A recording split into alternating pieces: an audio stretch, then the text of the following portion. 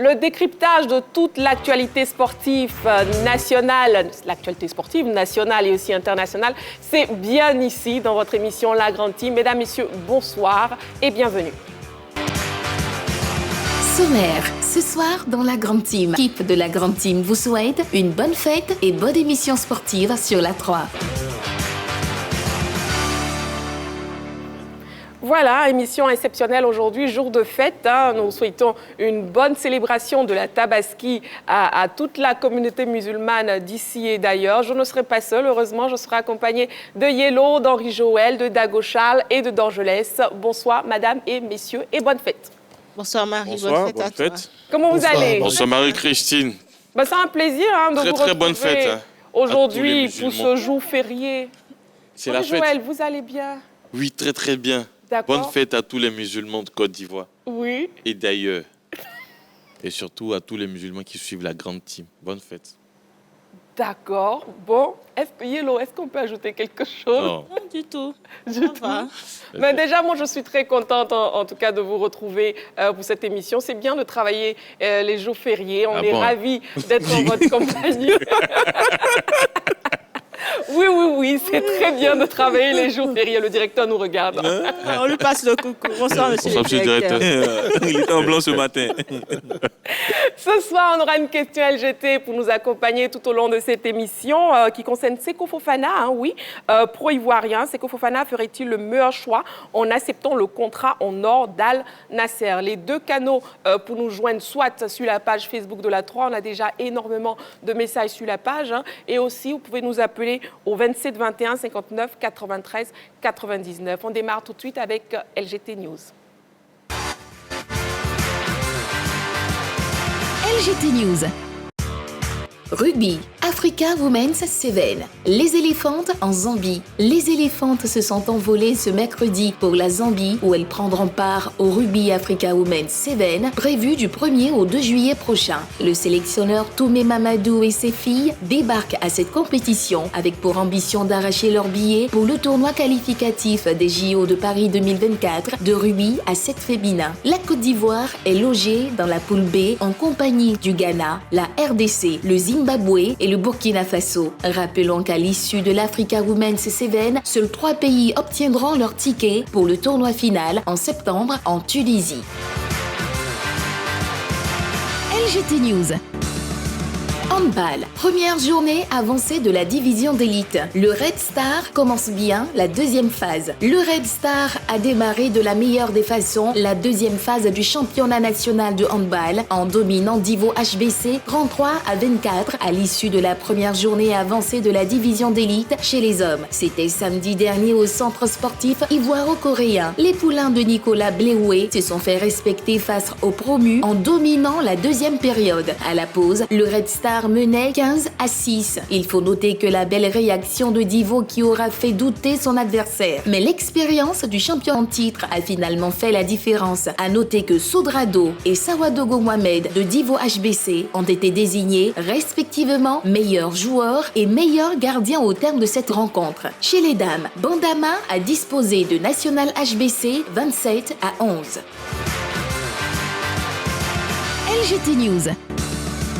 MMA. Francis Ngannou inaugure son centre d'entraînement au Cameroun. Hier mardi, Francis Ngannou a procédé à l'inauguration de son centre d'entraînement au Cameroun, plus précisément à Douala. C'est la fondation qui porte son nom qui est à l'origine de ce projet. Ce complexe sportif comprend un ring, une cage et de nombreuses autres infrastructures qui le rendent attractif. Les athlètes qui rêvent de faire carrière au MMA vont développer leurs capacités dans de bonnes conditions et des coachs hautement qualifiés viendront intervenir dans ce camp d'entraînement.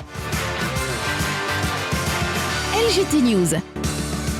Football, Gala. L'Académie Pimenta Guidiala gâte les enfants d'Abobo. L'Académie Pimenta Guidiala, composée d'Adama Guidiala, natif d'Abobo et agent de joueur de la célèbre structure de Mino Raiola, dirigée aujourd'hui par Rafaela Pimenta, a organisé dimanche dernier un gala international à Abobo. L'objectif était de donner du sourire aux enfants de cette commune. Des stars du football africain comme Eric Bailly, Yves Bissouma, Falaye Sako et autres El Bilal Touré ont répondu présent. Tous ces joueurs ont partagé un moment de communion et de convivialité avec la jeunesse d'Abobo. Ont salué l'initiative de l'académie. Des actions d'envergure sont annoncées pour décembre avec la présence de Rafaela Pimenta, la femme la plus influente du football mondial qui gère la carrière de Paul Pogba, Erling Haaland et bien d'autres.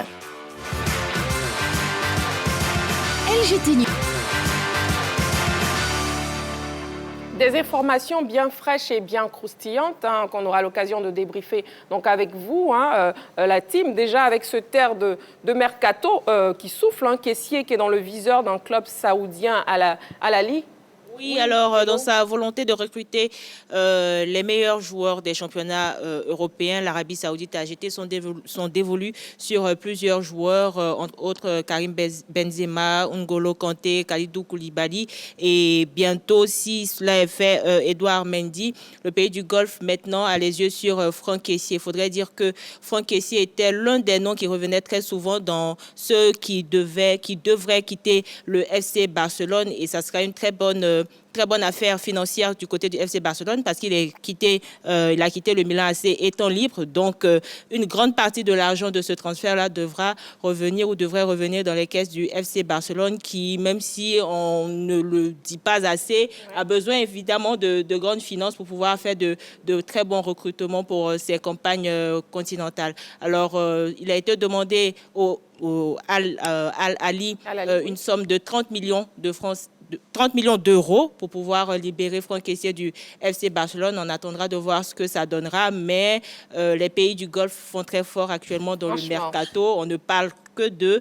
On disait dans les émissions précédentes qu'il y avait en mire la Coupe du Monde 2030. Je pense que attirer ces grosses stars-là fera une très bonne affaire pour les pays du Golfe, et notamment celui de l'Arabie Saoudite. Oui, et pour revenir à Franck Kessié, c'est une offre de 3 ans d'Orgelès. Oui, 3 ans, c'est bien. Après, je pense que Yolo a dit quelque chose d'important. En cas de départ, je pense que ça va soulager les caisses du FC Barcelone. Mais après, on va dire sportivement, est-ce que ça sera bien pour Franck Kessié? Parce qu'on le sait, on prépare la CAN tout doucement. Et ce qui a amené l'Arabie Saoudite aussi à réfléchir sur le cas Franck Kessié, c'est parce que cette saison, effectivement, il n'a pas trop joué avec le FC Barcelone, beaucoup sur le banc de touche. Donc, ça donne aussi des idées. Après, ils vont chercher généralement, quand on regarde les transferts, les joueurs qui sont plus ou moins en difficulté ou en fin de contrat, qu'on va essayer de chercher pour ramener, parce que pour les autres, c'est quand même un peu compliqué. Est-ce qu'ils peuvent aller chercher les De Bruyne, les Haaland en ce moment? Non, je pense qu'ils essaient de regarder, je ne dirais pas joueurs de seconde zone, mais des joueurs qui sont généralement en fin de contrat. Pour Kessié, je pense que ça, financièrement, c'est top, mais ça amène à réfléchir, parce qu'au niveau compétition, on a 6 mois, on va dire, d'une CAN en Côte d'Ivoire. Est-ce que partir maintenant, c'est le bon moment? Parce qu'on va regarder aussi la forme du moment par rapport à la CAN à venir. Effectivement. Donc, financièrement, c'est bien, mais sportivement, je pense que ça mène à réfléchir. Mais par rapport à Franck Kessié, il n'est pas en fin de contrat. Son contrat courra jusqu'en 2026. Donc, Non, quand je dis de façon générale, Kalidou Koulibaly, Riyad Mahrez, et Ziyech et autres, c'est différent. On ne prend pas tout le monde, mais la majorité, beaucoup sont en fin de contrat. Ok, il aille prendre de l'argent. Dagocha. C'est important. Écoutez, que devrais-je ajouter si ce n'est une inquiétude par rapport à la Côte d'Ivoire, puisqu'on abrite la CAN, la prochaine CAN. Voir Franck Kessié du côté de l'Arabie Saoudite, pour moi, ce serait un gâchis. Ce serait une grosse perte en termes d'efficacité, de rythme. On perdra un de nos cadors. Parce que le rythme là-bas, c'était un rythme qui est jusqu'à présent destiné aux gens d'un certain âge. Quand nous y allons hier, c'est parce que nous avons déjà plus de 33, 34 ans. Oui. Et donc, un garçon comme Franck Kessié à 26 ans, pour moi, il a encore le temps. Je pensais que c'est encore trop tôt. C'est trop tôt, il a encore le temps de jouer encore, pourquoi pas. Peut-être que si le Barcelone n'en veut pas, mais il peut rebondir dans d'autres clubs, il peut retourner au Milan, il peut même revenir en Ligue 1, en France, un peu partout, Franck Kessié peut s'imposer. Et puis voilà, dans 5 ans, pourquoi pas retourner dans ce bled-là, parce que c'est un bled pour les footballeurs de haut niveau de son âge, c'est un bled, et je ne le souhaite pas, ni pour lui. Mais un bled qui donne quand même des sommes... oui, mais c'est ce que je dis, il a le temps de gagner cet argent. Oui. À 26 ans, il peut encore jouer 4-5 ans. On dans le haut niveau. on ne sait rien des blessures aussi. Mais c'est parce que on va pas jouer. Mais c'est votre avis, on respecte professionnel votre avis, en se disant je vais me blesser demain. Oui. Non, on joue et la blessure peut venir comme elle peut ne pas venir. Mais pour l'instant, moi je pense qu'un garçon comme Franck Kessié, il peut encore jouer 5-6 ans au niveau, dans le très haut championnat avant d'aller en Arabie Saoudite. Ce n'est pas encore tard pour lui. Ah oui, on parle transfert maintenant avec André Onana qui est aussi en passe de quitter l'Inter de Milan. Henri Joël. Bien sûr, André Onana qui a fait un très bon parcours avec l'Inter de Milan en ce qui concerne la Ligue des Champions, on l'a vu. C'était l'un des éléments forts de l'équipe du Milan AC. Alors, il est courtisé par Manchester United et surtout par Erik ten Hag, qu'il a eu comme gardien du côté de l'Ajax d'Amsterdam. Aujourd'hui, la tendance avec les coachs, c'est que il préfère les joueurs qui savent utiliser le pied, c'est-à-dire qui ne sont pas dans les dégagements. Dès qu'il y a un placement 5,50 m, on préfère jouer avec les défenseurs et essayer de composer par derrière. Ce n'est pas le cas de David De Gea, qui cette saison aussi a commis beaucoup de bourdes, dont Erik ten Hag ne veut plus réellement. C'est vrai, il ne l'a pas affirmé, mais quand on voit un peu toutes ces informations qui circulent ça et là, d'abord avant Onana, il y a eu le cas du gardien portugais Diogo Costa, qui avait été annoncé du côté de Manchester United. Ça veut dire qu'aujourd'hui, Erik ten Hag ne veut plus de David De Gea. D'ailleurs, même il n'a pas encore prolongé. Manchester lui demande de baisser considérablement son salaire avant de prolonger. Donc, ils sont un peu dans les discussions. Mais je pense que même si l'Espagnol venait à rester à Manchester United, il ne serait pas un premier choix pour ten Hag. Le premier choix, je pense que ça sera Onana, qui suit les tablettes du coach néerlandais depuis longtemps. Maintenant, on attend, puisque l'épisode, quand même, ça date. On parle de dénouement, mais on n'y est jamais. Donc, on espère que peut-être ce vendredi-là, ça va se faire du côté de Manchester United.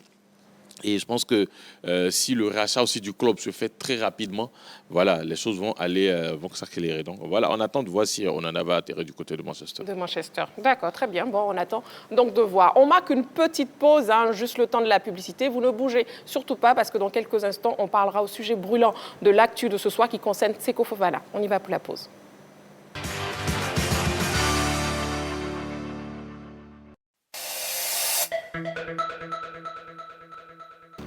Vous suivez votre émission La Grande Team. Nous sommes en direct et ce jusqu'à 22h, toujours avec Yellow, Dagochal, Dorgelès et Henri Joël. Et nous passons au focus.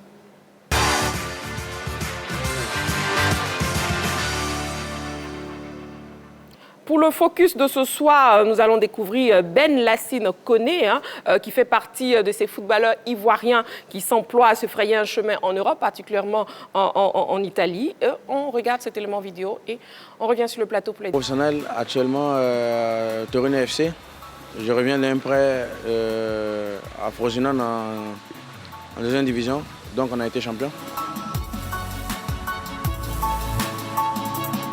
J'ai eu la chance d'avoir ma mère en Italie et grâce à elle, on a pu rentrer en Italie avec ma petite sœur.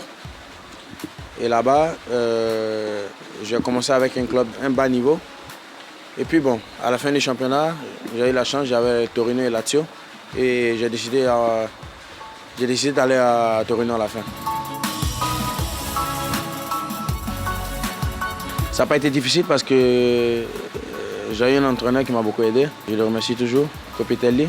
Et j'ai eu aussi, surtout le club, les coéquipiers, tout ça, ils étaient très bien accueillants, donc ça n'a pas été difficile. Comme je comprenais déjà la langue, tout ça, donc ça a beaucoup été simple.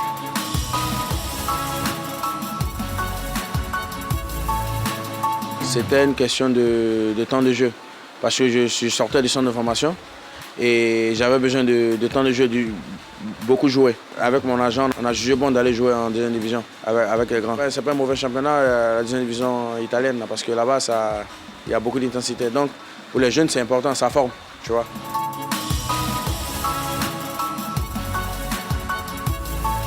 Frosinone, ils avaient le droit de m'acheter tout ça. Ce que mon agent m'a dit, il m'a dit que je dois retourner à Torino parce que Torino, il voulait me reprendre tout ça. Donc je pense que la saison prochaine, le début, je serai à Torino. Frosinone, j'ai fait même 5 matchs. J'ai fini avec 3 buts dans la saison, une ou 2 passes D, un truc comme ça, simple.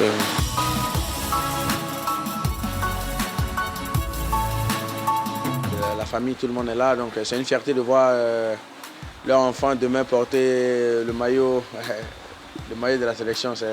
Même quand tu vas en Europe, tout ça, mais la fierté, c'est de retourner dans ton pays et porter le maillot. Sur le plan footballistique, de ne jamais abandonner. Parce que si je me regarde aujourd'hui, pas comme si je suis arrivé, je regarde comment ça a été difficile. Et je voulais juste dire de ne pas abandonner. Parce que la vie, c'est pas facile. Mais le fait de ne pas abandonner, de toujours travailler, rester dans la persévérance, et tu verras, Dieu, il va faire grâce. Donc c'est ce message que je voulais leur donner, de ne jamais abandonner. De toujours travailler, de toujours... Ben voilà, hein, âgé de 23 ans, Ben Lassina connaît milieu de terrain. Bon, qu'est-ce qu'on doit dire après cette interview d'Orgelès? On peut dire qu'on les découvre, hein, ce joueur de 23 ans.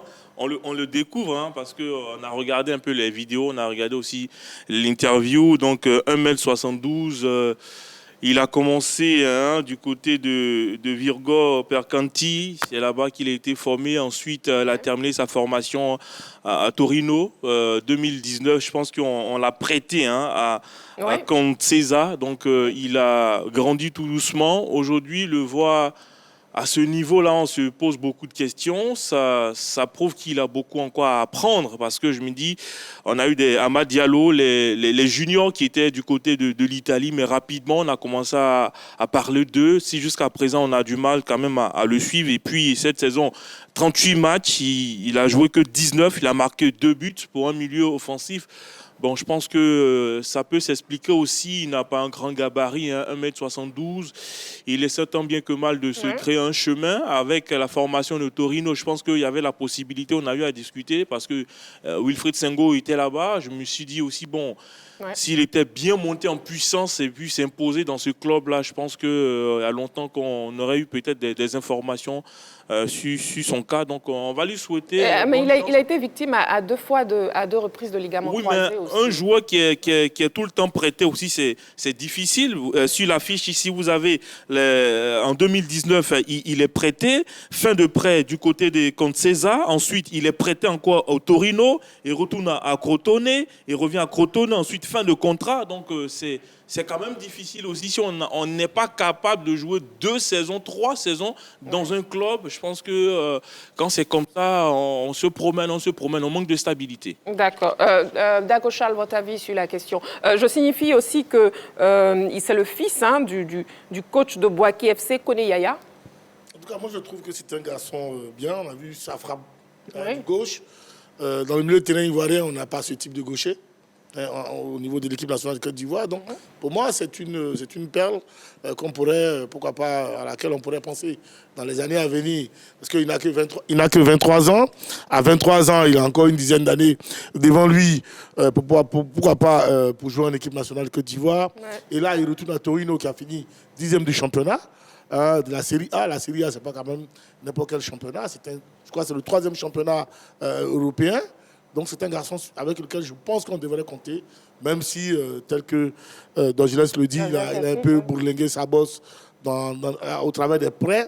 Ben, cette année, s'il est épargné des blessures, pourquoi pas, il pourrait nous faire une superbe saison.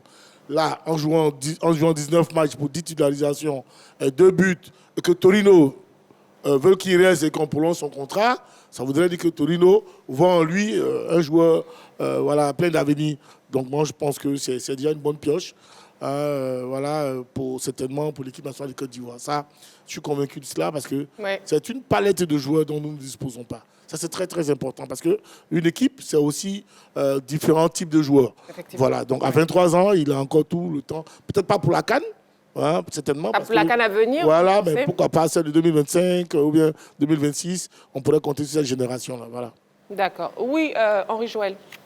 Bon pied gauche, comme le mien.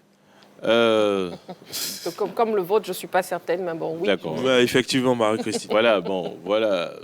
Ça fait un bon moment hein, qu'il est du côté de l'Italie. Maintenant, avec l'équipe de Taureau, est-ce que la saison prochaine, il aura une place de titulaire? C'est toute la question qu'il faut se poser. On se bat, il n'y a pas de titularisation. Voilà, on se bat pour être titulaire, il va se battre. Non, mais justement, parce que quand on revient de près... Joël, votre micro, s'il vous plaît. Quand on revient de près, voilà, désolé. Quand on revient de près, je pense que déjà, il y a une équipe qui est en place. Donc, c'est à lui maintenant d'aller bousculer un peu la hiérarchie des gens installés. Pour s'imposer au sein de cette équipe de Torino. Et puis, on verra si après cela, quand même, il a les qualités pour venir jouer en équipe de Côte d'Ivoire. On verra. Mais pour l'instant, bon, comme on ne le suit pas beaucoup, voilà. On le découvre, justement. C'est pour ça que la grande team est là aussi. Ça nous permet de découvrir. Aujourd'hui, à partir d'aujourd'hui, voilà, on aura un regard sur ses performances. Et puis, au fur et à mesure, voilà, comme on le fait dans Saga des Pros ici, comme on le fait, voilà, ces performances passeront à la grande team. Et ça va être interpellé Gassé. C'est ce qu'il dit. Oui, d'accord. Je voudrais sincèrement qu'on considère déjà un tel joueur. Parce qu'il joue en Série A. Et il signe à Torino en Série A. Franchement, ce n'est pas tout le monde qui joue en Série A. Bien sûr. Donc lorsqu'un joueur de 23 ans joue en Série A, il signe à Torino. Et il a même permis à son club de monter en Série A, qui est en B. Énorme. Oui. Donc je ne voudrais pas qu'on parle de lui ici comme si, bon, on va voir. Non. Déjà, quand on dit qu'un joueur joue en Série A, je vous en prie, ayons déjà beaucoup de considération et de respect pour ce joueur-là, parce que ce n'est pas tout le monde, il n'est pas permis à tout le monde de jouer en Série A. On a beaucoup de considération. Très bien. Bon, moi, je pense que ce n'est pas un débat. Non, vous avez chacun vos avis. On parle comme si, bon, non, on va voir. Non, il a donné son avis. Quand il va venir, la saison prochaine, c'est à lui. C'est à lui maintenant de bousculer un peu ce qui se passe au sein de son club. On ne va pas lui déplier le tapis rouge. De titulaire. Maintenant, s'il a une place de titulaire et qu'il a de très bonnes performances, évidemment que voilà, la Côte d'Ivoire aura les yeux tournés vers lui. Sinon, jusqu'à présent, on n'entend pas parler de lui. Il a 23 ans. Et d'ailleurs, si ses performances étaient assez éloquentes, je pense que les jeunes, la sélection olympique, il en ferait partie. Donc c'est pour cela que je dis, c'est à lui maintenant de venir bousculer les choses. Ne vous inquiétez pas, Joël, c'est bien compris. Oui, Yellow. On ne vous a pas entendu par rapport à justement à ce talent. Tout comme vous, je le découvre à travers ces vidéos-là. C'est un peu trop tôt de penser à lui dans la sélection, parce que c'est vrai qu'il évolue à Torino, mais ses statistiques ne sont pas aussi attrayantes que cela. On n'en sait pas grande chose. Milieu offensif, je crois 2 buts, comme l'a dit tout à l'heure Dorgelès. Donc, je crois qu'il y a beaucoup de chemin à faire. Il faudra gravir les échelons au fur et à mesure dans les différentes catégories de la sélection nationale. Voilà. D'accord. Pour terminer, Dorgelès. Oui, je pense que la balle est dans son camp. Son contrat finit le 30 juin 2024. Nous sommes en 2023. Donc, c'est pour dire qu'il lui reste encore 1 an de contrat. Donc, à lui d'aller chercher sa place et puis, pourquoi pas, essayer de prolonger encore. Ben voilà, on vous a permis de découvrir Ben Lassina Koné, un nom qu'on entendra très souvent, on l'espère. On entendra très vite dans l'équipe nationale de Côte d'Ivoire. Le sport, c'est aussi les statistiques. On passe donc au stade du jour.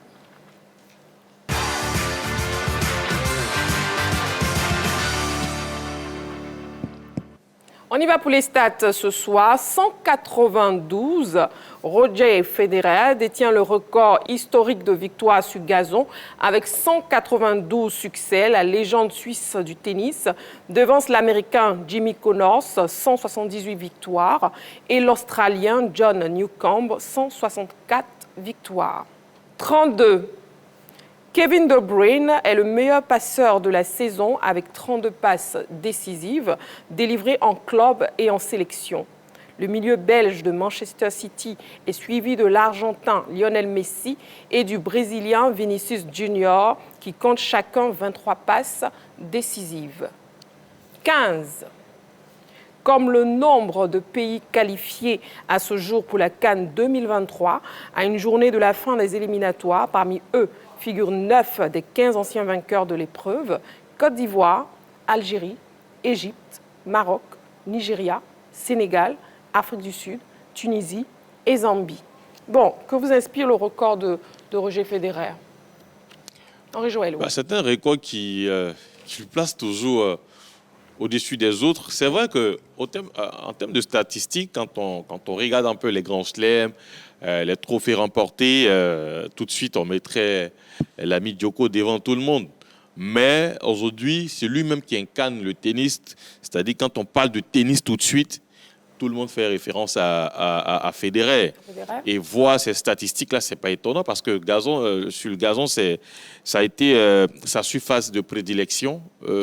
Parmi ces 3 fantastiques ou ces 4 fantastiques, hein, quand on ajoute Murray, parmi ces 4 fantastiques, chacun a sa surface préférée. Nadal s'était battu. Djokovic, il essaie d'être un peu bon sur presque toutes les surfaces. Mais quand on parle de gazon, c'est Monsieur Federer. Voilà. À Halle, à Wimbledon, dans pas mal de compétitions où c'est le gazon, c'est lui qui est le patron. Donc, ce n'est pas étonnant. Et ça montre que c'est l'un, ou peut-être c'est le meilleur de tous les temps dans cette discipline. D'Angeles, vous pensez qu'il est vraiment le meilleur de tous les temps dans cette discipline, dans le tennis? Oui, je pense que sur ce qu'on a vu, plusieurs fois, Henri Joël a parlé de l'ami Djoko, mais quand vous regardez, c'est pas faux ce qu'il dit, mais Roger Federer, je pense que c'est le GOAT au niveau du tennis mondial. Il a dominé. Il impose sa marque de fabrique et puis sa manière de jouer aux gens. Donc, ça permet souvent de déstabiliser quand même d'autres joueurs. Donc, pour moi, en termes de palmarès et en termes de personnalité, je pense qu'il domine presque tout le monde sur son passage. Mais est-ce que Kevin De Bruyne n'est pas sous-coté? Sur-coté ou sous-coté? Sous-coté, oui, sous-coté. Bah, oui, un peu. On peut le dire, un peu. Comme l'a été Yaya Touré, comme l'ont été certains milieux de terrain. Vous savez, c'est un poste ingrat. Voilà. On a Darochal qui est là et qui va pas nous dire le contraire. Vous savez, quand on parle de distinction aujourd'hui, tout de suite, ce sont les attaquants qu'on regarde. Quand on parle de meilleurs joueurs dans un club, tout de suite, ce sont les attaquants qu'on regarde. Par contre, quand vous regardez un peu le travail des milieux de terrain, c'est énorme.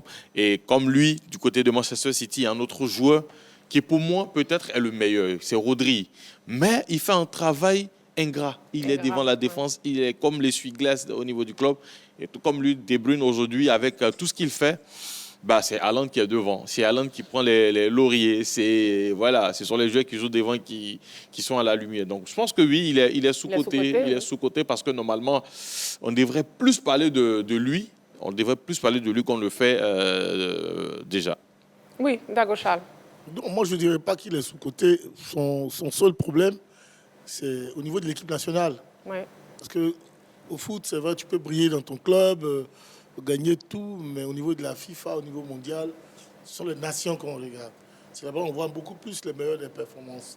Et pendant, je crois, 5 ou 6 ans, je crois que cette équipe belge a été première mondiale, où on parlait de Bruyne à tout moment. Mais chaque fois qu'ils sont arrivés dans les compétitions internationales, ils ont déçu. Ça, il faut le dire. Et ça ne l'a pas arrangé, comme on le dirait l'autre. Mais sinon, on sait tous aujourd'hui que tous les buts, 80% des buts que Haaland marque, c'est De Bruyne. Tout le monde sait. C'est lui qui fait toutes les passes, les dernières passes décisives, tout et tout. Le maître à jouer de cette équipe de Manchester City. Maintenant, quand on quitte le club, on regarde aussi les performances en équipe nationale. Quand on prend des garçons comme Haaland, vous allez voir qu'on va parler de lui seulement qu'au niveau des clubs. Parce qu'au niveau quand on va parler de la Coupe du Monde, des autres, c'est fini. On ne parlera pas d'Haaland pendant quoi? Pendant un mois durant ou 3 mois, on ne parlera pas d'Haaland. Donc ça voudrait dire qu'il est passé à côté. Vous comprenez ce que je veux dire? C'est le cas de Samuel Eto'o en national, en équipe nationale, il était fort. Au moment où il était au top, le Cameroun n'a pas joué de Coupe du Monde à cette période-là. Donc du coup, on n'a pas compté avec Samuel Eto'o comme meilleur joueur du monde. Donc il faut à un moment donné allier un peu avec sa nation ces deux périodes-là. Être fort en même temps en club et puis en même temps en équipe nationale. Et c'est ce qui est arrivé de beau à Yaya Touré. D'accord. Quand il brillait avec City, quand il est venu en équipe nationale de Côte d'Ivoire, il était en même temps au top. Donc du coup, on dit que tu comptes parmi les meilleurs joueurs du monde parce qu'on voit tes performances en équipe nationale. En parlant de meilleurs joueurs du monde, justement, des possibilités pour De Bruyne d'être Ballon d'Or 2023, Yellow. Moi, je dirais non tout de suite. Yellow, d'accord. Dagochal, on a dit Yellow, mais bon, c'est compris. Non, je partage parfaitement son avis. Je crois que les dés sont déjà jetés, les carottes sont cuites pour littéralement Erling Haaland qui a quasiment tout raflé au niveau continental avec son club. Tout à l'heure, Henri Jo parlait de quelque chose de très, très important. Oui. Il occupe un poste qui n'est pas très souvent mis en vue par rapport à celui d'un attaquant, parce que le football, ce sont des buts d'abord, ensuite c'est le spectacle. Donc, peu importe comment ça se passe dans le spectacle, comment est-ce qu'on anime le milieu de terrain pour pouvoir donner des passes, c'est pas ce qu'on retient finalement, ce sont des buts. Donc, je ne crois pas que ça sera possible avec De Bruyne. Tout à l'heure, Dago Charles aussi parlait de la sélection nationale. Je ne pense pas que Erling Haaland fasse quelque chose aussi de super avec sa sélection, mais il a beaucoup plus brillé avec son club. Avec son club, oui. Donc, ce ballon d'or la gratifiera ses performances avec son club. Très bien. On a aussi le casting de la CAN, CAN 2023. Un regard sur ce casting-là, Dorgelès. Ouais, je pense que ce sont de grosses nations qui sont là. On a l'Algérie, l'Égypte déjà, le Nigeria, le Sénégal, l'Afrique du Sud. Je pense que Henri Jo l'a dit en début d'émission et souvent dans nos émissions, il va manquer le Cameroun, le Ghana. Pour l'instant, rien n'a encore joué. Même le Gabon encore a la possibilité de venir. Oui, on veut avoir vraiment les meilleures nations sur le continent pour participer à cette CAN 2023 ici en Côte d'Ivoire. Donc, il va falloir se battre jusqu'au bout. À regarder les équipes, vraiment, on peut s'en réjouir pour la CAN dans notre pays. D'accord, Charles? Moi, je suis déjà content que le Burkina, la Guinée soient présents. Oui. Il ne reste que le Ghana. Et si nos trois frères sont là, je suis convaincu. Le Libéria aussi ne viendra pas. Il y a aussi le Cameroun. Le Libéria, depuis la retraite de Jean Ouya, on sait bien que le Libéria ne compte pas trop dans le quota de football africain. Mais je veux dire, pour l'organisation de la CAN, pour notre CAN, la réussite de cette CAN, il est vraiment intéressant de voir le Burkina, la Guinée, le Mali et le Ghana. Et si tous nos voisins sont présents ici, c'est sûr que les stades seront archi pleins durant cette compétition. Maintenant, il faut bien que le Cameroun soit présent. Voilà. Ouais, parce qu'eux, on doit lire l'heure avec eux. Et puis ensuite, la RDC, pour moi aussi, c'est une grande nation de football. Et donc, voilà, qui n'a pas envie de voir les Congolais danser, chicoter, ces choses-là. Fimbou. Parce que c'est ça, le foot. Le foot a le spectacle sur le terrain. Il y a le spectacle aussi dans les stades, tout et tout. Parce que les différentes personnes viennent regarder les matchs. Les gens ne viennent pas forcément regarder un match par rapport à l'équipe que le gars il supporte. Il y a des gens qui viennent pour l'ambiance. Et des nations comme le Congo, les Camerounais et autres, ils mettent beaucoup d'ambiance dans les différents stades, les Sud-Africains également. Donc, franchement, il faut que ces trois nations-là soient présentes pour qu'on ait une véritable CAN chez nous, c'est-à-dire le Ghana, le Cameroun et la RDC. Alors la situation, elle est... Puisqu'on a déjà presque tous les gros bras. Hein, comme on peut le dire comme ça, tous les gros bras qui sont là, il manque, comme ils l'ont dit, le Cameroun et le Ghana. La situation, elle est très simple. Le Cameroun, en cas de victoire sur son dernier match face au Burundi, le Cameroun sera qualifié. Tout comme le Ghana qui jouera face à la Centrafrique. À la Centrafrique, oui. Pour son dernier match, en cas de victoire, les Ghanéens seront qualifiés. C'est un peu complexe pour le Cameroun parce qu'ils ont le même nombre de points que le Burundi, c'est-à-dire 4. Et le premier de la poule, c'est la Namibie qui a 5. Donc la Namibie ne jouera pas puisque le Kenya a été sorti des éliminatoires. Ils se sont retrouvés à 3 dans une poule pour 2 places. Donc on attend tous. Je l'avais dit, j'avais donné un carton jaune une fois ici. Oui, carton jaune qui est sorti rouge après. Je ne sais pas comment ça s'est passé. Aux Camerounais, leur disant de tout faire pour venir en Côte d'Ivoire. Parce qu'à cette CAN, on veut avoir toutes les grosses nations au niveau de l'Afrique être présentes pour que la fête soit très, très, très belle. Donc, on attend les Camerounais pour qu'ils viennent. Et voilà, on verra ce qui va se passer maintenant ici. Très bien. On attend donc toutes les grandes nations pour que la fête du ballon rond soit magnifique. Bon, le téléphone est ouvert. Vous pouvez nous appeler au 27 21 59 93 99. On passe à présent à l'actu.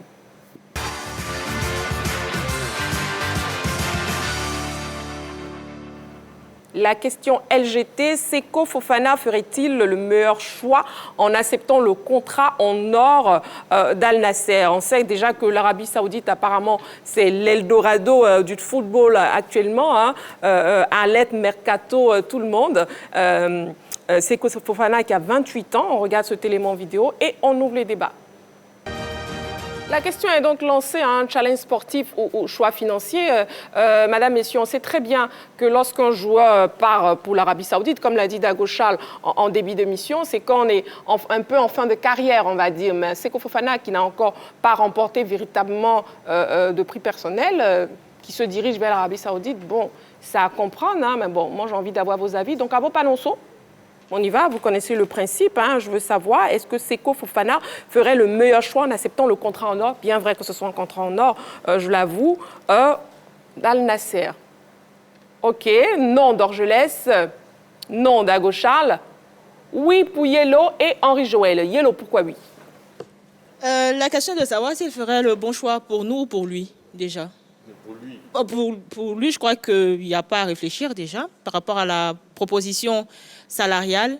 Il reçoit beaucoup plus que du côté du RC Lens. C'est vrai que vous parliez tout à l'heure du fait qu'il n'ait pas remporté de grands titres avec le RC Lens qui est susceptible de jouer la Ligue des Champions. Mais je crois qu'il a remporté des trophées personnels avec cette équipe du RC Lens. Maintenant, par rapport au niveau sportif, et concernant la Côte d'Ivoire, pour ce qu'on a entendu, parce qu'officiellement, le joueur ne s'est pas encore prononcé sur cette question, pour ce qu'on avait entendu, quand il était du côté de RC Lens, il avait dit qu'il priorisait son club. Et ensuite, il est venu en Côte d'Ivoire jouer, je crois, 2 matchs amicaux. Amicaux, oui. Hormis cela, il n'est pas venu en Côte d'Ivoire. Donc, en quoi est-ce que jouer en Arabie Saoudite pourrait désavantager la Côte d'Ivoire s'il n'est pas venu jouer toutes les fois où on l'a rappelé? Donc, pour moi, pour le choix sportif, je ne vois pas un gros impact sur la sélection nationale. Vous primez le choix financier. Surtout ça, voilà. Surtout. D'accord, OK. Sur la page Facebook de la 3, avant de revenir à vous, messieurs, on a Zié Alexis qui nous dit on vous propose 4 fois le salaire que vous touchez. C'est normal qu'ils partent en Arabie Saoudite. Sylvestre Quadio-Conan qui nous bonsoir la grande team. Moi, personnellement, oui, parce que ce championnat est un championnat des joueurs qui ont tout prouvé et qui vont sécuriser leur retraite car les salaires sont énormes. Seko Fofana est dans la phase où il brille et démontre son talent. Pourquoi aller détruire ce talent ailleurs, dans un championnat non suivi? Qu'il réfléchisse bien, sinon le foot va vite. Il a 28 ans et s'il pense qu'à 28 ans, on doit sécuriser une carrière, il peut partir, sinon qu'il trouve un grand club et après partir sécuriser la retraite. Maintenant, s'il se voit déjà une carrière de sécurisation, qu'il parle car chacun est son propre conseiller dans la vie. OK, d'accord. Nous avons un appelant, nous avons M. Yao Séraphin en ligne. M. Yao Séraphin, bonsoir. Bonsoir, madame. Comment vous allez?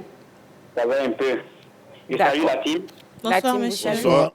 Bon, on vous écoute, hein, monsieur. Est-ce que Seko Fofana fait un meilleur choix en acceptant le contrat en or d'Al Nasser? Oui, il doit accepter. Actuellement, c'est de l'argent. D'accord. Voilà, il doit partir, aller chercher de l'argent. OK. Non, c'est pas facile, mais le football d'aujourd'hui, surtout en Arabie Saoudite, les joueurs qu'on voit partir. En Arabie Voilà, Saoudite? donc ça veut dire le football, ça sera relancé en D'accord. Arabie Saoudite. Voilà, c'est bien. Le championnat sera dur, donc il peut partir. D'accord.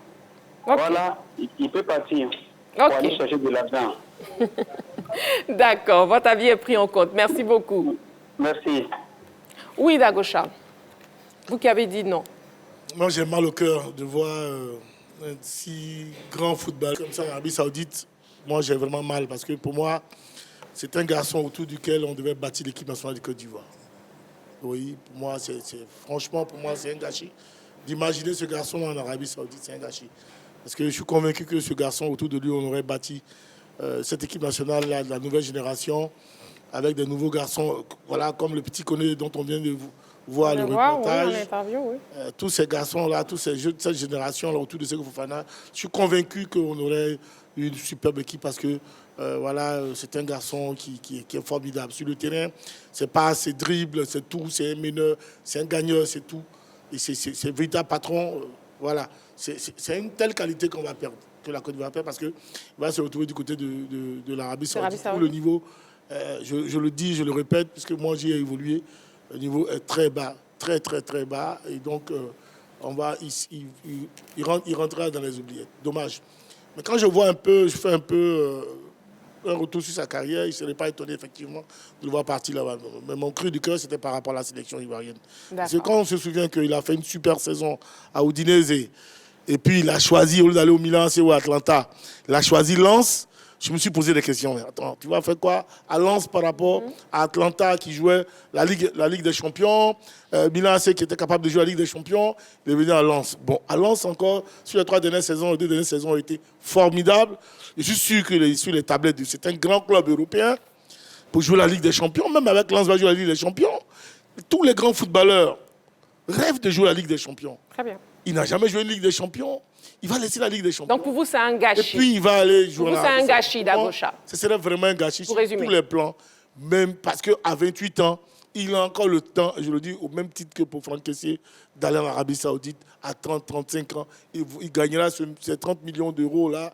Donc, vraiment, j'aurais bien voulu le voir encore en Ligue des Champions et avec l'équipe nationale de Côte d'Ivoire. C'est vraiment dommage. Voyons si c'est l'avis de M. Jean qui nous appelle de Rivera 2 qui est en ligne. M. Jean, bonsoir.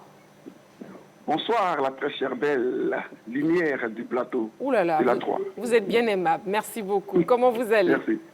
Bien, je vais bien. Et vous? Je vais très bien, merci. Alors, on vous écoute concernant Seko Fofana. D'accord. Alors, avant mon propos, je voudrais saluer tout le monde sur le plateau. Oui. Bonsoir, monsieur. Et puis dire vraiment merci pour la pertinence de leur intervention. Merci beaucoup, on vous en prie. Alors, moi, me concernant, Oui. je voudrais bien dire que quand on travaille, c'est pour avoir de l'argent. Comme les Zouglouman le chantent, on travaille pour acheter mouton et non pour devenir mouton. Oui.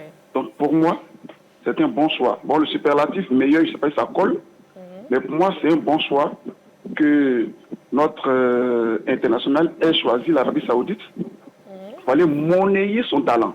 D'accord. Vous l'avez déjà dit, il est en fin de carrière et ce qui reste, c'est de faire des économies. Non, il n'est pas en fin de carrière. Il n'est pas en fin de carrière. Non, mais je dis non, il est en train de partir vers la fin de carrière. Il a 28 ans. Donc, on peut compter 2, 3 ans, encore peut-être 4 ans de plus pour que, bon, il atteigne sa carrière. Donc, pour moi, je pense qu'il a fait un bon choix de choisir cette destination-là, pour pouvoir se faire en tout cas des économies. Parce que n'oublions pas que quand on travaille, on a des forces, mais plus tard, les forces diminuent et à la retraite, c'est vraiment difficile de pouvoir joindre les deux bouts.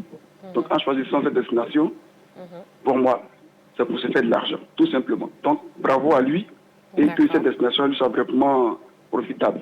Sinon, l'aspect sportif, il n'en a pas besoin. Il a déjà démontré ça à RC Lens. C'est déjà fait. Le reste, c'est de l'argent qu'il doit avoir pour pouvoir tracer sa vie, sa carrière. Voilà ma participation à votre jeu. Merci beaucoup pour votre participation. Merci. C'est tout à Yelo, je la salue. Hein. Bonsoir, monsieur. Oui, elle est très belle ce soir. En tout cas, franchement, je la salue. Ouh là là. Merci. Merci beaucoup pour vos gentils commentaires. Pas sérieux. Très jaloux. Bon, aucune jalousie sur le plateau, s'il vous plaît, messieurs.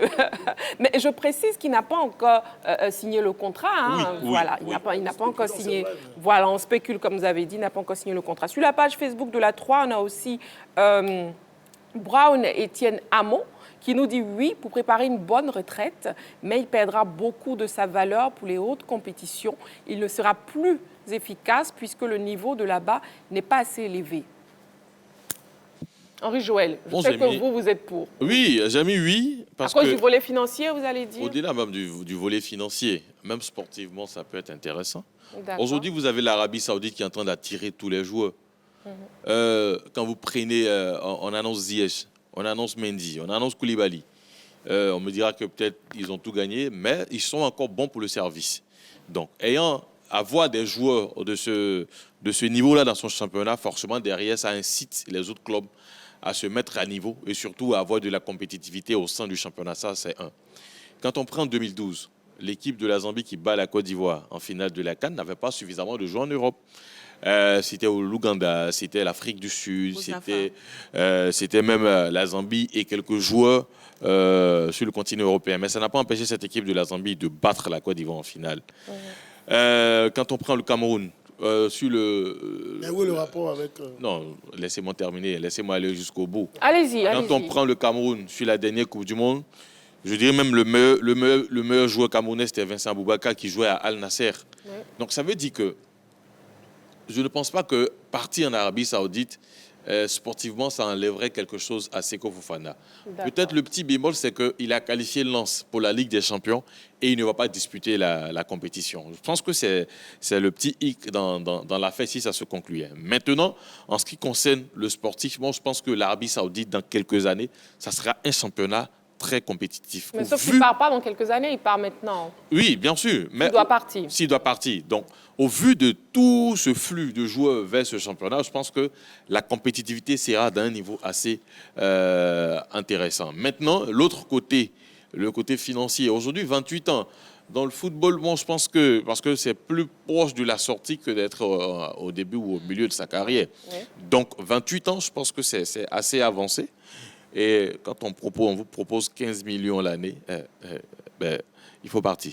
Il faut partir prendre de l'argent et puis jouer au foot. Je pense qu'on peut faire ces deux-là dans ce championnat-là. Bon, c'est votre avis. On a César qui nous appelle de Bingerville. Il est en ligne. César, bonsoir. Bonsoir, madame. Comment vous allez? Comment vous allez? Je vais très bien, merci beaucoup. Merci. Bon, la grande team vous salue.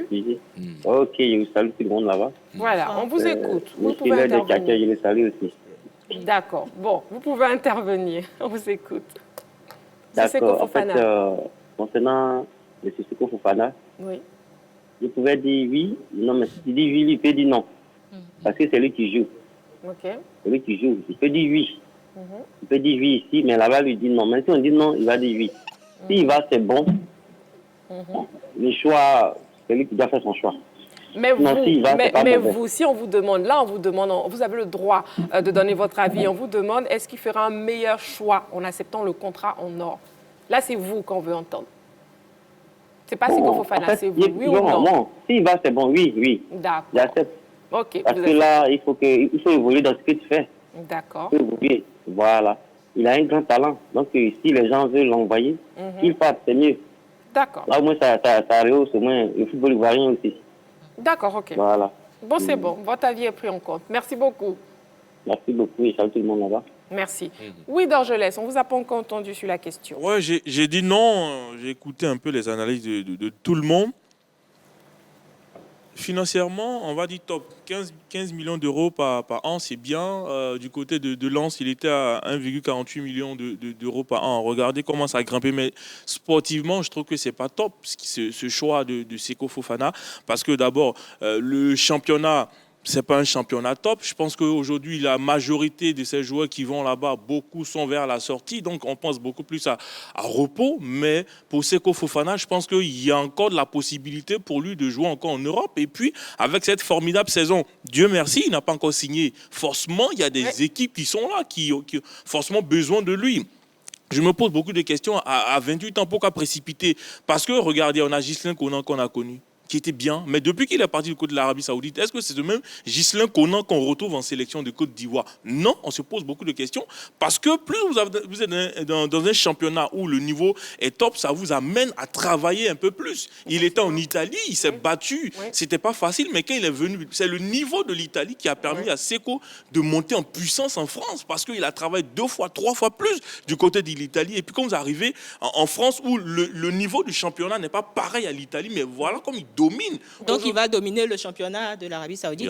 Mais non, quand je dis dominer, parce qu'aujourd'hui les gens vont là-bas, mais c'est pas un top championnat. Quand vous prenez le championnat français et le championnat saoudien, c'est pas le même championnat, parce que le niveau français quand même c'est aussi un bon niveau. Ça permet à Seko de monter en puissance. Mais quand vous arrivez de l'autre côté là-bas, déjà on va dire, moi j'ai dit c'est un championnat de retraite, donc c'est pas le même niveau. Là où on doit mettre plus d'intensité. Mais c'est bien vrai qu'ils sont en train de recruter aussi énormément. Oui, mais quel type de joueurs qui recrutent? Quel type de joueurs? Les Ziyech et autres. Beaucoup de joueurs qui sont en difficulté avec Kalidou Koulibaly. Il était super en forme du côté de l'Italie. Quand il est venu en Angleterre, Cristiano Ronaldo, Karim Benzema. Oui, mais Benzema avait la sortie. Kalidou Koulibaly. N'Golo Kanté, quand même, ça fait un bon bout de temps qu'il ne joue plus. Mais Koulibaly qui est venu à Chelsea. Mais donc là, c'est votre avis. Cette année, il n'a rien prouvé. Je pense qu'il était en difficulté à Chelsea. Et ce sont ces joueurs qui ont eu pas mal de petits soucis qui qui s'en vont des grands championnats. Je suis désolé.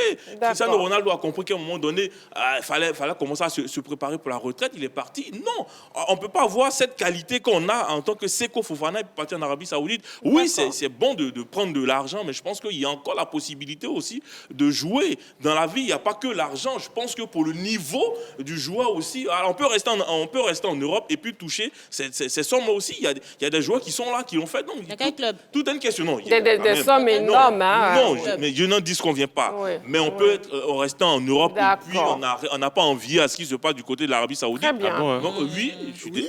On revient sur le plateau. Si vous permettez, Dorgelès, s'il vous plaît, on a M. Fofana Média qui nous appelle de Boaké. Il est en ligne depuis un bon moment. M. Fofana Média, bonsoir. Bonsoir, Marie-Christine. Comment vous allez?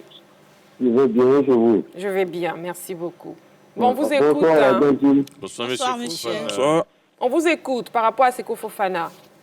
Oui. Est-ce qu'il fait le meilleur choix? Est-ce qu'il ferait le meilleur choix? Il n'a pas encore signé. Oui. Mais moi, je ne pense pas qu'il va signer. D'accord. Vous pensez qu'il va passer? Déjà,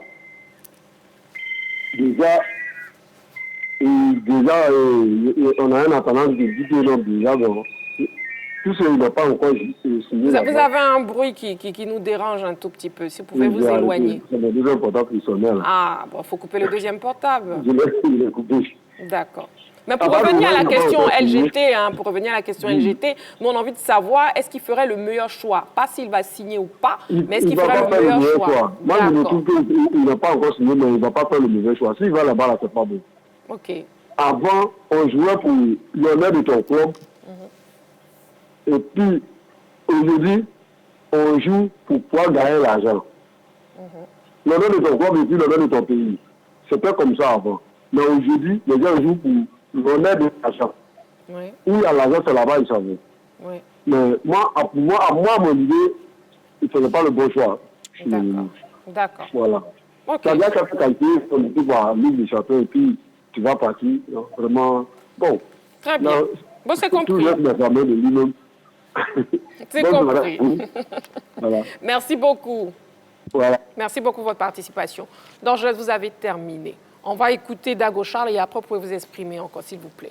Dago Charles. Je voudrais dire à Henri Jo que ce soft power qu'utilise aujourd'hui l'Arabie Saoudite pour se repositionner au plan international par rapport à l'organisation future de la Coupe du Monde n'a qu'un feu de paille. Parce que nous avons évolué, nous autres, là, aux Émirats Arabes Unis, parce que les Émirats avaient aussi cette envie-là de se repositionner au plan sportif international.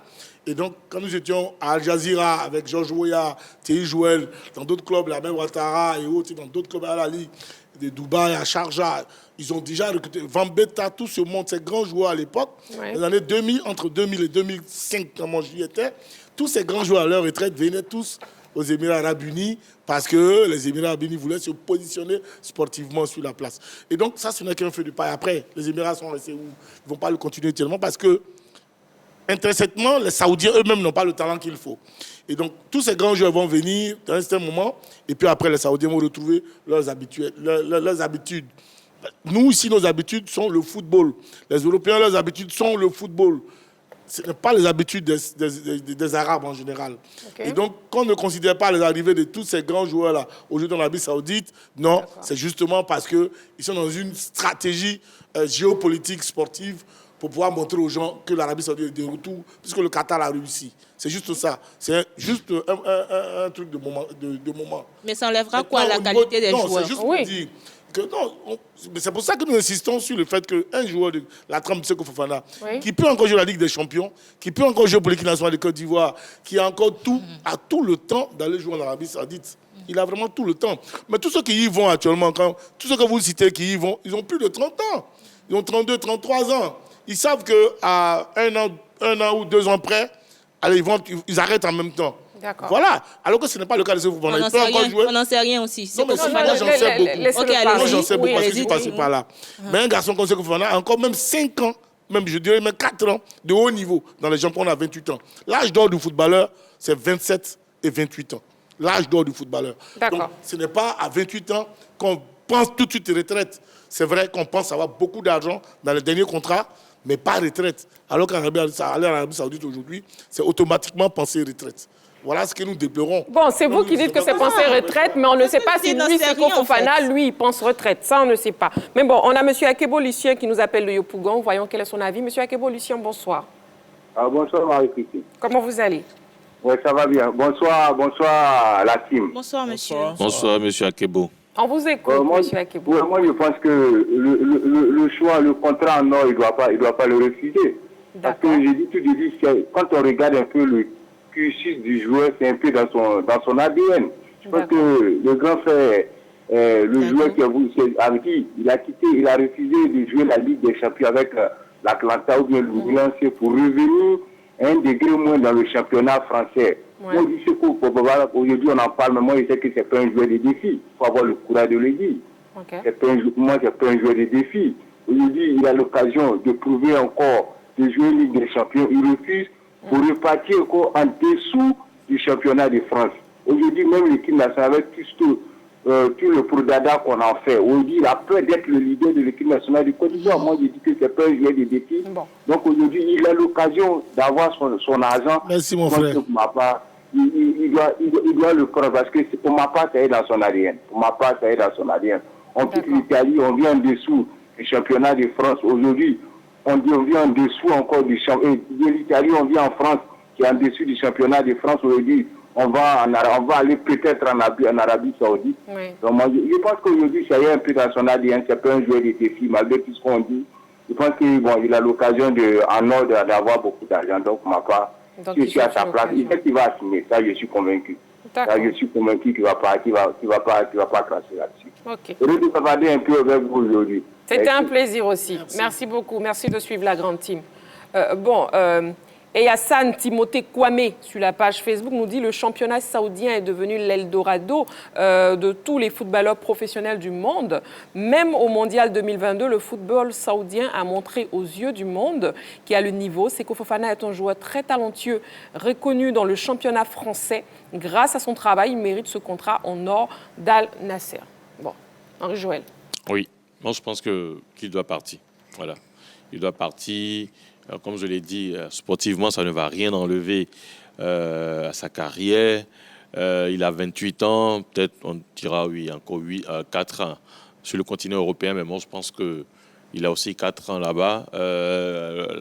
La Coupe du Monde 2030, celle que l'Arabie Saoudite veut organiser, quand même, je pense que c'est encore très loin. Donc ce qui veut dire qu'il aura une politique derrière pour permettre au championnat, même non seulement au championnat, de se développer et surtout attirer aussi les grands joueurs.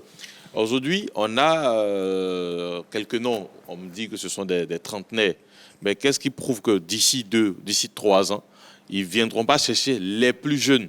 Si on pense aujourd'hui à Seko Fofana qui a 28 ans, c'est qu'on peut penser à un autre joueur qui en a 26, un autre qui en a 24, et ainsi de suite.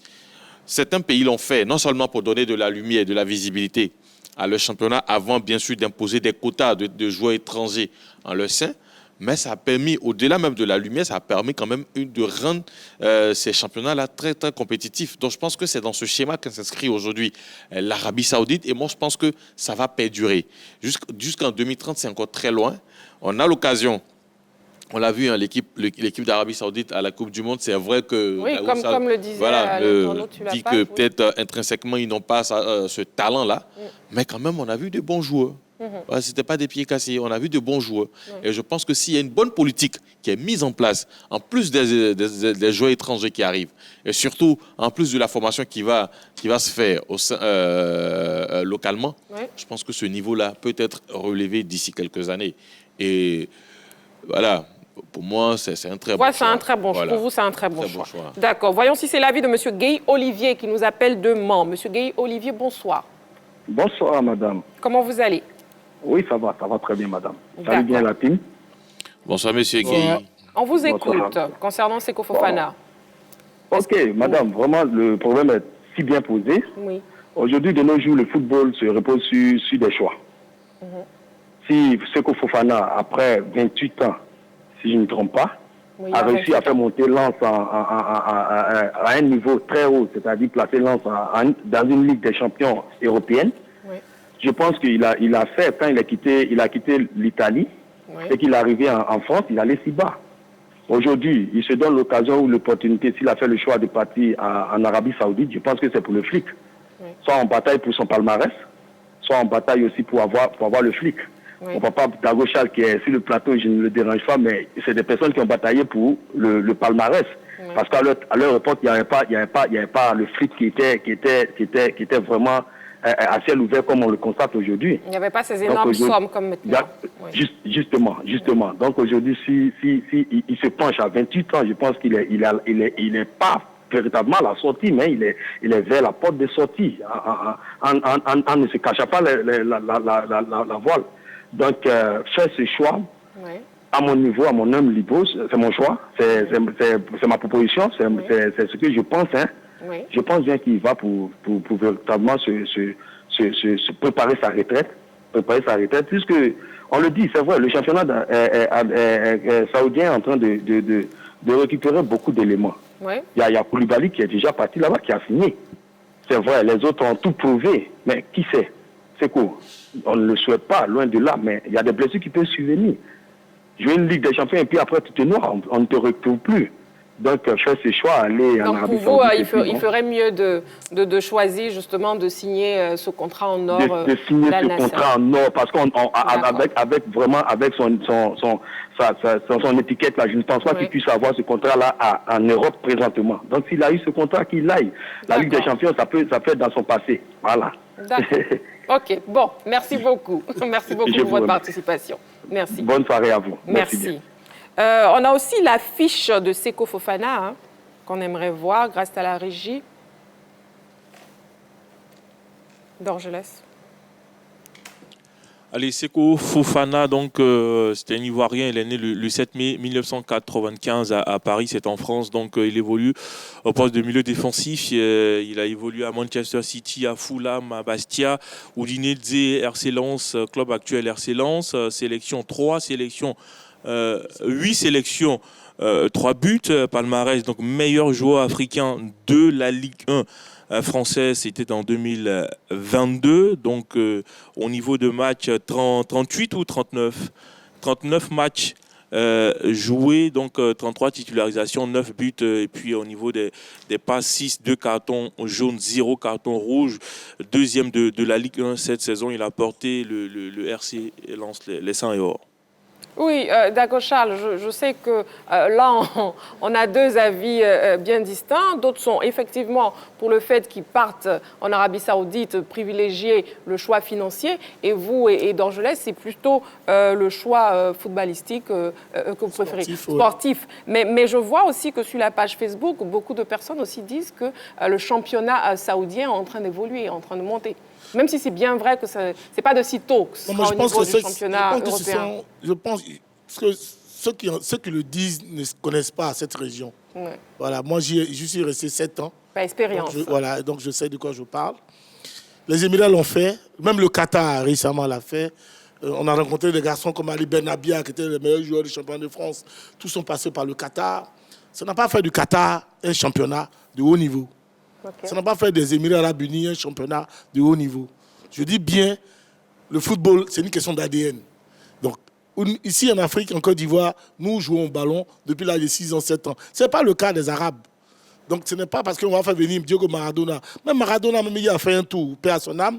Quand j'étais aux Émirats arabes unis, il a fait un match d'exhibition. Zidane est passé par là-bas pour des matchs d'exhibition et autres. Tout ça, eux, ils le font par fond. Ils le font juste comme ça, parce qu'ils ont les moyens. Et si un petit prince a envie de voir telle grande star, on le fait venir. Vous comprenez? Donc, c'est des choses que nous avons vécues. Et c'est pour ça que je dis qu'un joueur peut aller prendre sa retraite. Oui, en Arabie Saoudite, aux Émirats, au Qatar, et autres. Mais sinon, si on parle des championnats, l'un des meilleurs championnats dans cette partie du Golfe-là, c'était le Koweït. Okay. Le Koweït a joué la Coupe du Monde en 82. Mais qu'est-ce que le championnat koweïtien est devenu? Rien. Parce que intrinsèquement, ils n'ont pas ces valeurs-là, ils n'ont pas ce talent. Et donc, c'est pour ça que je dis qu'un garçon comme Seko Fofana, je le dis à mon corps défendant, parce que je suis ivoirien, je le dis, parce qu'il pouvait encore pour moi, il peut encore, c'est vrai qu'il n'a pas encore signé, il n'a pas encore signé. Il peut encore servir l'équipe nationale de Côte d'Ivoire. Et je le dis, je le répète, pour moi, c'est un garçon autour duquel on devait bâtir la nouvelle équipe nationale de Côte d'Ivoire. Parce que nos différents champions aujourd'hui qui sont là, sont tous vers la sortie. Donc il faut penser déjà à demain, parce qu'il n'y a pas de génération spontanée au niveau du foot. Il faut apprendre à construire une nouvelle génération. Mais une information, Dago Charles, on pouvait le faire. Pour ne pas vous couper, selon RMC, il y a un accord verbal qui a été signé. C'est pour ça que je suis convaincu qu'il ira, parce que le club est rentré déjà en discussion avec le club saoudien. Oui. C'est-à-dire que RC Lens a déjà discuté avec le club saoudien. Donc je suis convaincu que les choses vont se faire. Voilà, c'est pour ça que je parle comme ça, avec, je ne dirais pas avec force, mais vraiment avec tout le désarroi que vous voyez dans mon visage. Parce que c'est un garçon, pour moi, qui pouvait encore non seulement animer le championnat français, s'il voulait rester en France, et puis qui avait encore 3-4 ans, s'il voulait aller se reposer en Arabie Saoudite ou aux Émirats ou au Qatar, il avait encore la latitude de le faire. Mais quand on prend tous ceux qui sont partis là, ils ont tout gagné. Ils ont plus de 33 ans. Et lui, à 28 ans, franchement, pour ce qu'il peut apporter... Effectivement, chacun a ses objectifs, comme dit Yellow. Mais bon, votre avis est pris en compte, M. Dago Charles. Ce que je veux dire à Yellow, c'est que nous sommes en train d'analyser. Oui. Nous ne sommes pas en train de penser à sa place. Nous sommes en train d'analyser. Mais sinon, si lui dit va là-bas, moi je ne peux pas dire que je suis contre le fait qu'il parte. C'est évident. C'est lui qui décide. Le choix, c'est maintenant, on demande mon avis. Qu'est-ce que je pense de Seko Fofana s'il devrait aller? Je dis non. Voilà ce que je dis. Sinon, s'il va pour signer pour avoir son argent, c'est son argent. Mais à côté de son argent, je dis qu'il pouvait encore rendre service au monde du football professionnel. En France, en Angleterre, Seko Fofana a de la place. Cette année encore, il peut encore jouer. En équipe nationale de Côte d'Ivoire, il pouvait encore apporter. Mais s'il va maintenant aux Émirats, en Arabie Saoudite, c'est pas évident que le sélectionneur ivoirien l'appelle un jour. Donc c'est qu'on doit plus appeler Ghislain Kono. On doit plus appeler Ghislain Kono.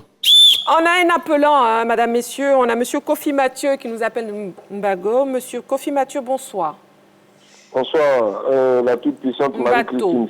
C'est Mbato. Oui, j'ai rectifié très rapidement. Comment vous allez? Je vais bien, et vous-même? Je vais très bien, merci. D'accord, je salue toute la team. Bonsoir, monsieur. Bonsoir, monsieur Kofi. On vous écoute, monsieur Kofi Mathieu. Bien, moi, je crois qu'il fera un faux choix en acceptant d'aller en Arabie Saoudite. D'accord. Parce que tous ceux qui sont allés, à commencer par Cristiano Ronaldo, ce sont des joueurs qui ont déjà tout eu. Oui, effectivement, oui. Ouais, au niveau de leur palmarès, ils ont tout eu. Cristiano Ronaldo a 5 ballons d'or. Il a pris je ne sais pas combien de fois la Ligue des Champions. Tous ceux qui sont en train de suivre là ont déjà tout eu. Mais Seko Fofana, pour moi, il vient de commencer. C'est maintenant qu'il rentre dans la cour des grands. Prendre un club en deuxième division, le faire monter en première division et puis être qualifié en l'année suivante en Ligue des Champions, je crois que c'est un espoir. Ouais. Et il doit rester à ce niveau-là, au niveau de l'Europe où le championnat est élevé pour être encore performant. Oui. Il y a des joueurs qui ont joué en Europe jusqu'à ils ont pris leur retraite, ils sont très riches, ils n'ont jamais joué en Arabie Saoudite. Je ne sais pas pourquoi c'est en allant en Arabie Saoudite qu'on devient riche. Je ne sais pas. Actuellement, il n'est pas malheureux, même étant à Lens. Donc cette année-là, un autre club européen peut le prendre. Donc moi, je crois que, bon, de toutes les façons, c'est son choix. C'est son choix. Oui. C'est son choix, c'est lui qui est concerné au premier chef. Mais je dis que pour moi, s'il signe en Arabie Saoudite, c'est qu'il a fait un faux choix. D'accord. Okay. Voilà, sportivement, vraiment, il a foutu sa carrière en l'air. D'accord. Bon, c'est ce que vous pensez. Voilà. D'accord, monsieur Kofi Mathieu. Merci beaucoup. Ouais. Merci. On a aussi le public sportif qui s'est prononcé sur le cas Seko Fofana concernant par rapport à Al Nasser. On écoute. Seko fait vraiment un bon choix parce que je pense que, vu son âge, il est vers la fin de saison, parce que le football, c'est quelque chose qui va vite. Et ça va tellement vite qu'il y a encore les plus jeunes qui arrivent. À 29 ans, s'il doit même jouer, il va lui rester peut-être 4 ans, 33 ans pour avoir un peu plus de choses. Donc moi, je pense qu'il fait un bon choix. Selon moi, il a fait un mauvais choix, parce qu'il est encore jeune. C'est maintenant son talent il a émergé. Même si on lui propose beaucoup d'argent, il ne devait pas choisir d'aller là-bas. Il devait encore rester en Europe pour pouvoir mieux développer son jeu et encore plus prouver. Je trouve que Seko Fofana va s'étouffer en acceptant cette proposition en or qui s'ouvre à lui parce qu'il va étouffer sa carrière. Certes, il aura de l'argent, mais il va perdre la célébrité. Il ne pourra pas jouer dans de grands clubs et il ne pourra pas développer le foot qu'il a entre les jambes. Pour le choix de Seko Fofana, en voulant signer à Al Nassr, sur le volet sportif, je ne suis pas satisfait de son choix. Vu qu'il a qualifié le Racing Club de Lens en Ligue des Champions, il doit y rester pour participer au moins à cette compétition, pour essayer d'amener Lens au plus haut niveau. On a besoin de lui en sélection s'il va dans le championnat saoudien. Est-ce qu'il sera toujours compétitif pour amener la Côte d'Ivoire au plus haut sommet de la Coupe d'Afrique des Nations, vu qu'elle sera organisée par la Côte d'Ivoire? On aurait voulu qu'il soit plus en jambes, qu'il soit plus compétitif. Bon, voilà, on retient une chose, hein, Seko Fofana ferait-il le meilleur choix en acceptant le contrat en or d'Al Nassr? Bon, le choix revient à la personne concernée, ça revient à Seko Fofana. On attend la suite des événements et puis on verra qu'est-ce qu'il en est véritablement. Si vous nous prenez en marche, on vous permet de revoir les news avec LGT News. LGT News.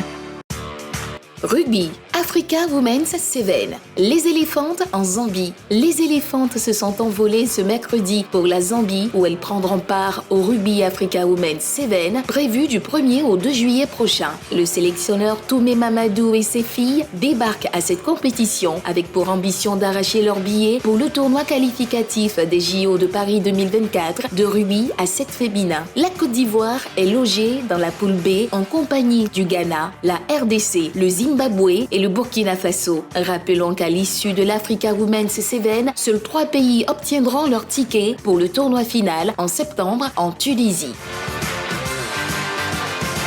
LGT News. Handball, première journée avancée de la division d'élite. Le Red Star commence bien la deuxième phase. Le Red Star a démarré de la meilleure des façons la deuxième phase du championnat national de handball en dominant Divo HBC 33-24 à l'issue de la première journée avancée de la division d'élite chez les hommes. C'était samedi dernier au centre sportif ivoiro-coréen. Les poulains de Nicolas Bléoué se sont fait respecter face aux promus en dominant la deuxième période. À la pause, le Red Star menait 15-6. Il faut noter que la belle réaction de Divo qui aura fait douter son adversaire. Mais l'expérience du champion en titre a finalement fait la différence. À noter que Sodrado et Sawadogo Mohamed de Divo HBC ont été désignés respectivement meilleurs joueurs et meilleurs gardiens au terme de cette rencontre. Chez les dames, Bandama a disposé de National HBC 27-11. LGT News. MMA. Francis Ngannou inaugure son centre d'entraînement au Cameroun. Hier mardi, Francis Ngannou a procédé à l'inauguration de son centre d'entraînement au Cameroun, plus précisément à Douala. C'est la fondation qui porte son nom qui est à l'origine de ce projet. Ce complexe sportif comprend un ring, une cage et de nombreuses autres infrastructures qui le rendent attractif. Les athlètes qui rêvent de faire carrière au MMA vont développer leurs capacités dans de bonnes conditions et des coachs hautement qualifiés viendront intervenir dans ce camp d'entraînement. LGT News. Football, Gala. L'Académie Pimenta Guidiala gâte les enfants d'Abobo. L'Académie Pimenta Guidiala, composée d'Adama Guidiala, natif d'Abobo et agent de joueur de la célèbre structure de Mino Raiola, dirigée aujourd'hui par Rafaela Pimenta, a organisé dimanche dernier un gala international à Abobo. L'objectif était de donner du sourire aux enfants de cette commune. Des stars du football africain comme Eric Bailly, Yves Bissouma, Falaye Sako et autres, El Bilal Touré ont répondu présent. Tous ces joueurs ont partagé un moment de communion et de convivialité avec la jeunesse d'Abobo. On salué l'initiative de l'Académie. Des actions d'envergure sont annoncées pour décembre avec la présence de Rafaela Pimenta, la femme la plus influente du football mondial qui gère la carrière de Paul Pogba, Erling Haaland et bien d'autres. LGT News. Mercato. L'Arabie Saoudite s'attaque à Franck Kessié. Franck Kessié est dans le viseur d'un club saoudien. Le club n'est autre que Al Ahly, selon les informations publiées par Mundo Deportivo. Une proposition concrète aurait été formulée au milieu de terrain ivoirien par le club de Jeddah. En effet, Al Ahly a proposé une offre de 3 ans à Kessié, assortie d'un salaire mensuel d'1 million d'euros, c'est-à-dire 655 hectares du Milan AC. LGT News. Transfert. Accord imminent entre Manchester United et Onana. Après seulement une saison, André Onana est en passe de quitter l'Inter Milan. À en croire la presse hexagonale, le gardien de but camerounais aurait trouvé un accord avec Manchester United pour un éventuel transfert lors de ce mercato. On parle d'une offre de 50 millions d'euros, soit 32 milliards de francs CFA, plus des bonus envisagés. Un deal qui devrait être bouclé ce vendredi. Du côté de l'Inter, les dirigeants ne seraient pas contre une telle proposition. Selon Maxi Foot, Hugo Lloris et Keylor Navas sont les deux solutions pour remplacer André Onana.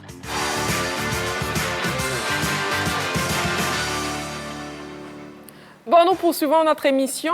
Bon, on est pratiquement au terme de l'émission et on passe au jeu, on passe simplement au plus calé.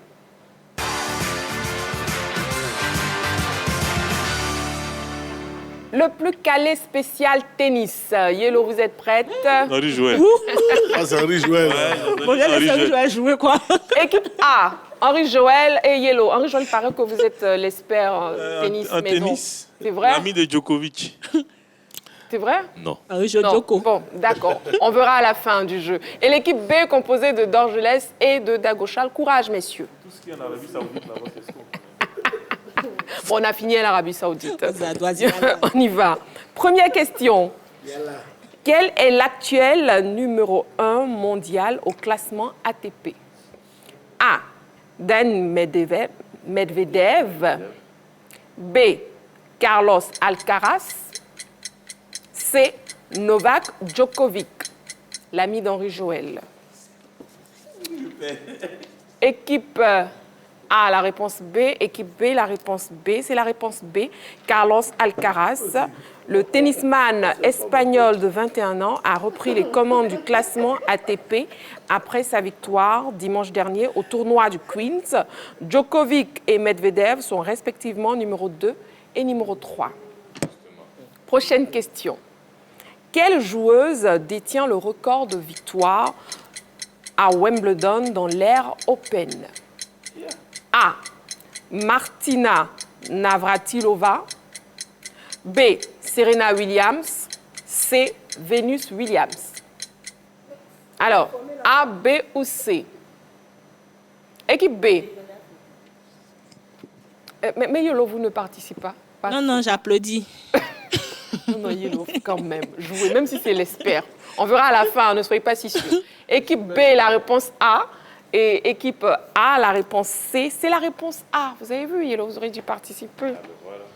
Martina Navratilova, la joueuse américaine d'origine tchèque, détient le record de tous les temps de victoire à Wimbledon avec 9 trophées glanés entre 1978 et 1990.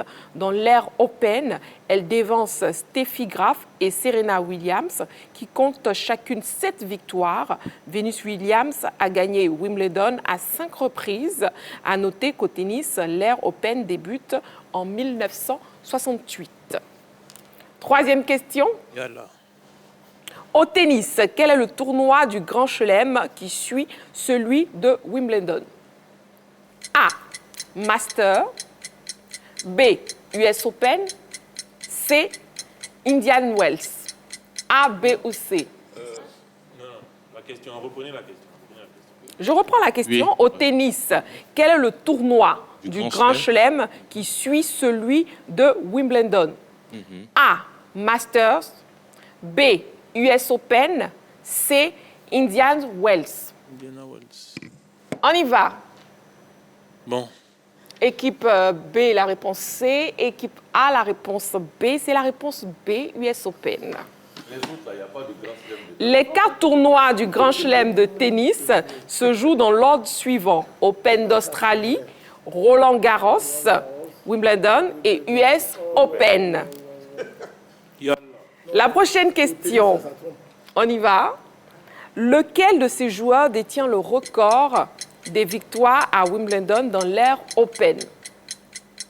A. Pete Sampras. B. Jimmy Connors. C. Roger Federer. A, B ou C? Ah, je vois Yellow qui murmure les réponses aussi. Ah, d'accord. Bon, on y va. Équipe B, la réponse C. Équipe A, la réponse C. C'est effectivement la réponse C, Roger Federer.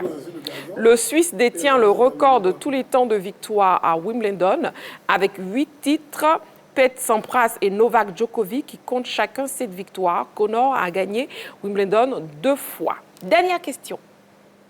Dans quel pays se joue le tournoi de Halle? Halle. Dans quel pays se joue le tournoi de Halle? A. Allemagne.